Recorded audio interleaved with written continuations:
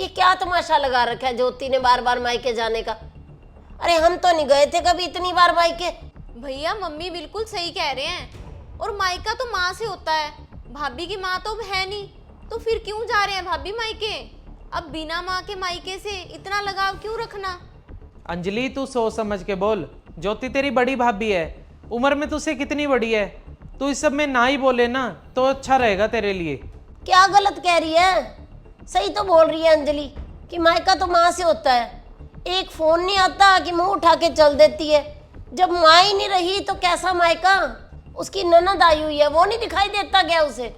Mummy ज्योति के पापा का फोन आया था, उसकी भाभी की तबीयत ठीक नहीं है, उसे 9वां महीना चल रहा है और उसका भाई भी शहर से बाहर है, उसे भी पहुंचते पहुंचते शाम हो जाएगी। तो मैं क्या करूं इसमें? अरे उसे बोल अपनी भाभी की माँ को बुला ले। जब जी करता है मुंह उठा के यहाँ पे फोन कर देते हैं। अरे हम नहीं भेजेंगे अपनी बहू को बार बार ऐसे। मम्मी अब तो ना आप जानो और आपकी बहू जाने, मैं तो जा रहा हूँ दुकान पे। मम्मी मेरी भाभी को ना मेरी ज़रूरत है, प्लीज़ मुझे जाने दो ना। अरे मैंने जो जवाब देना था ना आशु को दे दिया है। अब मुझे इस बारे में कोई बात नहीं करनी तेरे साथ। मम्मी जी मेरे पापा वहाँ पर बिल्कुल अकेले हैं, ऐसे समय में भाभी को कैसे संभालेंगे पापा? हाँ हाँ, मायके के तो सारे जापे ही तूने करवाए हैं आज तक। मेरे हिसाब से तो तेरे जाए बगैर जो तेरा भतीजा भतीजी आने वाला है वो बाहर ही नहीं आएगा। जाके ना सीधी तरह अपने पापा को फोन कर दे कि मैं नहीं आ सकती, तेरी भाभी की माँ को बुला ले। मम्मी जी भाभी की मम्मी की पहली तबीयत ठीक नहीं है, वो बेड रेस्ट में है, वो कैसे आएंगे? तो मैं क्या करूं बहू इसमें?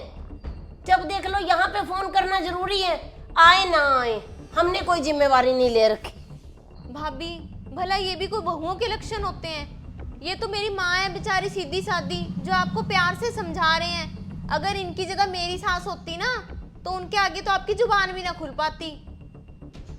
चलो अब खड़े खड़े क्या देख रहे हो, जाके चाय नाश्ता बना लो, भूख लग रही है मुझे। ये नहीं दिखाई देता आपको कि घर में ननद आई हुई है? ननद की सेवा तो होती नहीं, करेगी जाके भाभी की सेवा। हे भगवान, मैं अब पापा को क्या जवाब दूं?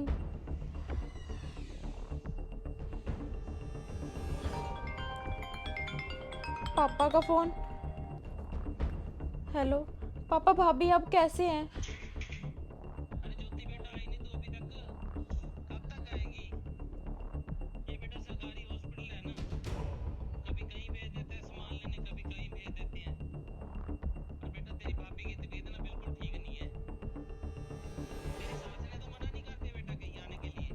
नहीं नहीं पापा, मैं बस थोड़ी देर में ही आ रही हूँ। ठीक है बेटा, जल्दी आ जाना। ठीक है पापा। मुझे कुछ करना पड़ेगा।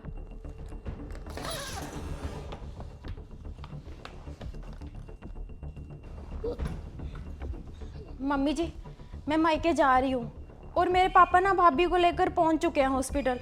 वहाँ पर ना किसी लेडीज़ का होना ज़रूरी है। अरे तुझे समझ में नहीं आ रहा?